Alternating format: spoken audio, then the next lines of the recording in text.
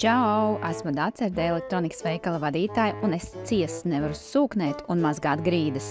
Iespējams, daudzas izmanto robotus, arī man pāris ir bijuši, bet godīgi sakot, vairāk par putekļu sūkšanu jēgu neredzu, jo slapjā mazgāšana man vienmēr ir likusies kā parodija.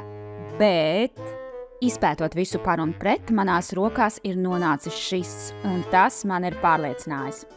Pārliecinājis ar 2 ērti pieliekamiem mazgājošiem mopiem. Ja līdz šim visi mani roboti, mazgājot grīdu to pielīmēto mopu pie pakaļas, vienkārši visu ciklu vilka sev nopakaļ, tad šie tik tiešām rotē. Plus mega bonus ir tas, ka pēc izmazgātajiem katriem 20 kvadrātmetriem robots pats atgriežas dokstacijā, izskalo šos mopus un tikai tad turpina darbu. Līdz ar to nav tā, ka visu mazgāšanas ciklu netīrumu vienkārši velkas robim pakaļā. Starp citu, mopi pēc mazgāšanas dokstacijā tiek arī izžāvēti. Super, ne? Sausos putekļus robots pēc tīrīšanas pats izsūdz dokstacijas putekļu maisā. Augšā atrodas ūdens konteineri. Viens tīrajam ūdenim, reviņš bija pilns un cik tas iztērē vienai tīrīšanas reizei uz 100 kvadrātmetriem, otrā uzkrājas netīrais ūdens.